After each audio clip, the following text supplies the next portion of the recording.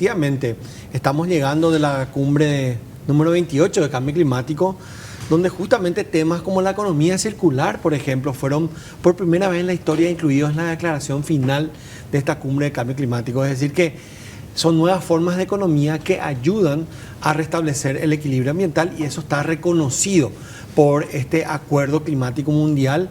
Y este último encuentro se llevó a cabo en la ciudad de Dubái, en Emiratos Árabes Unidos. Así es que la economía y la ecología, como siempre decimos, van de la mano para buscar un mundo más seguro, un mundo más próspero.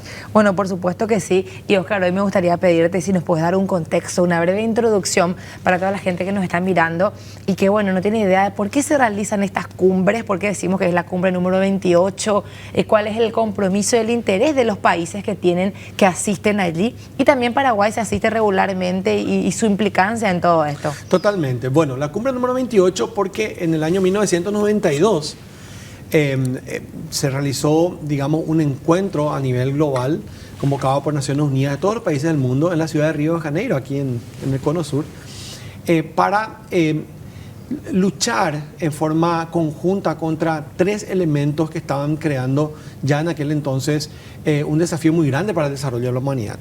La pérdida de la diversidad biológica, es decir, la extinción de las especies de fauna y flora. Ahí se crea la Convención de Diversidad Biológica y en ese mismo encuentro también se crea la Convención de Lucha contra la Desertificación y la Degradación de las Tierras.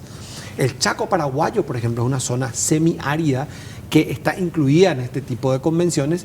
Y por último, la tercera convención que se crea en el 92 es la de cambio climático. Porque ya se tenían, digamos, certezas científicas, imagínate, en 1992, de que la forma en que la humanidad se estaba desarrollando interfería con el clima por la contaminación que se emitía a la atmósfera y por primera vez se estaba detectando que como humanidad estamos alterando el clima del planeta. Y hoy estamos llegando prácticamente a 30 años de esa cumbre de Río. Y se está dando entonces la número 28 en esta ocasión y la cumbre número 30 se va a desarrollar aquí muy cerca, va a ser en Manaus, Brasil. Es decir, que de aquí a 2 años vamos a tener toda la atención en el cono sur de Sudamérica porque se va a realizar la cumbre número 30 ya de este tema de cambio climático. Y para que la gente tenga una idea, hoy en día Paraguay tiene asignado casi 146 millones de dólares para medidas de mitigación del cambio climático a través de un instrumento creado en el marco de esta convención llamado Fondo Verde del Clima. Es decir, que el tema económico también forma parte de cómo los países más desarrollados pueden contribuir financieramente con los países en desarrollo como Paraguay para mitigar y adaptarse al cambio climático. Oscar, casi 3 décadas después sigue habiendo gente que dice que el cambio climático es algo que se da nomás luego de forma natural, que no es por el impacto del paso del hombre en la Tierra y como que hay ahí muchos intereses en juego.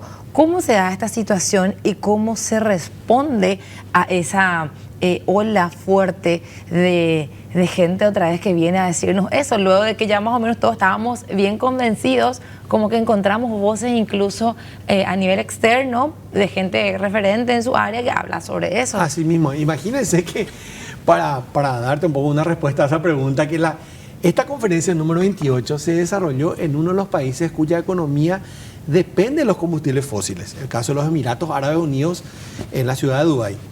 Porque justamente estos países ya han aceptado que el uso del petróleo, combustible fósil, que contribuye al calentamiento global, al cambio climático, ha empezado su época de terminar como parte de nuestra civilización, del uso de los combustibles fósiles.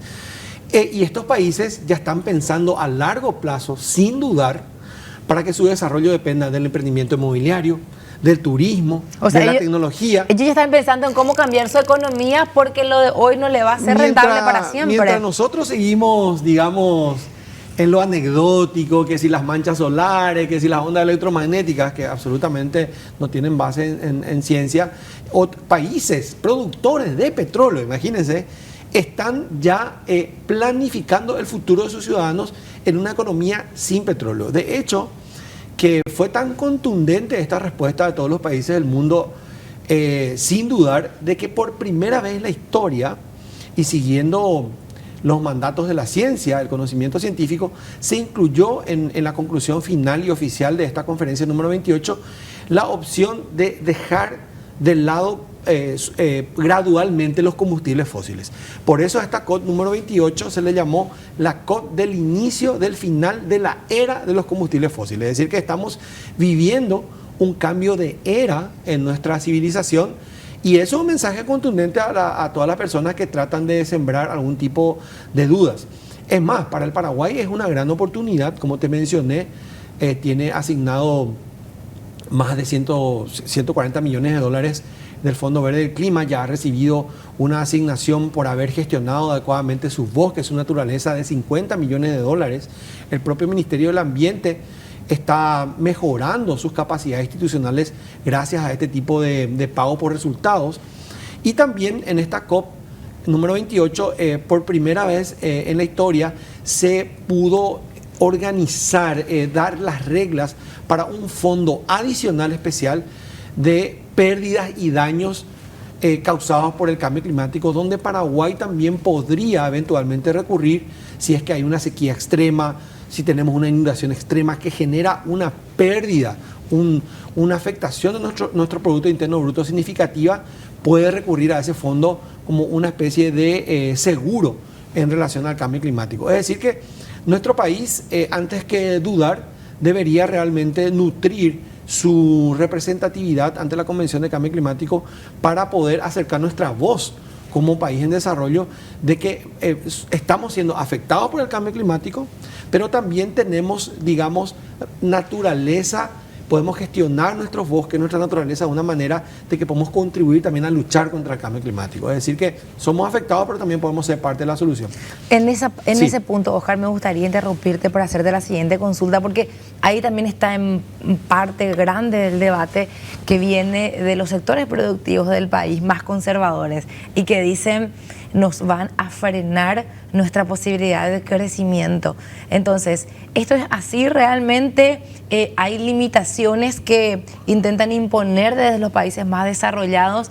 ¿Es verdad que a nivel de Paraguay y Latinoamérica hay una respuesta de señores, ustedes ya se desarrollaron todo, ya acabaron con sus bosques y ahora quieren que nosotros nos quedemos así sin desarrollo?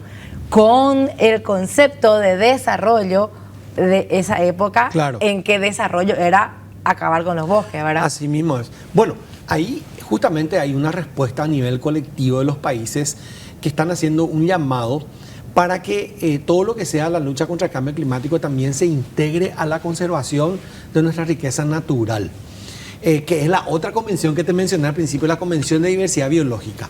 Es más, un país sudamericano en esta conferencia número 28 se animó a candidatarse para ser anfitrión de la conferencia número 16 de la Convención de Diversidad Biológica, que va a ser Colombia. Es decir, que nos va a tocar, digamos, estar en el centro del escenario, en la discusión que tiene que ver de que nuestro desarrollo tiene que estar de la mano con el uso sostenible, la conservación de nuestra naturaleza, nuestros recursos naturales. Porque, digamos, sin agua, sin aire puro, sin un clima estable, no podemos tener producción de soja, no podemos tener producción de carne.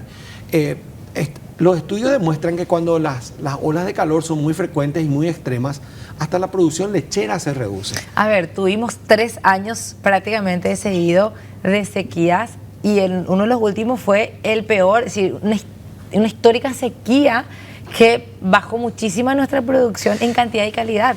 Lo que pasa es que el cambio climático está generando en países como Paraguay las sequías de verano.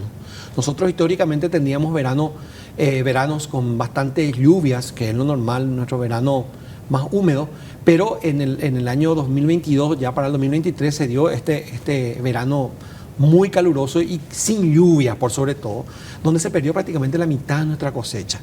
Y eso está reflejado en nuestro Producto Interno Bruto. Es decir, que no podemos crecer a un 6, 7, 8, 9, 10% del Producto Interno Bruto, porque cada vez que, digamos, avanzamos en el crecimiento de nuestra economía, nos encontramos con un evento extremo, ya sea una inundación extrema, una serie de olas de calor o veranos sin lluvia, estas sequías tan intensas.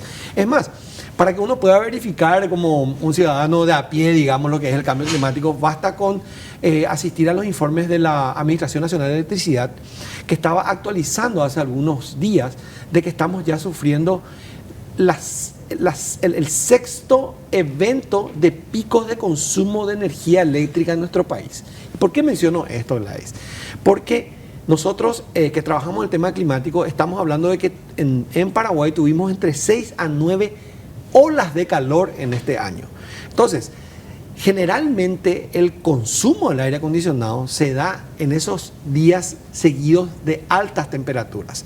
Porque en Paraguay el 85% de la energía que utilizamos en nuestros hogares se utiliza para refrigerar nuestros alimentos, es decir, para la heladera, para el freezer y para refrigerar el ambiente donde estamos.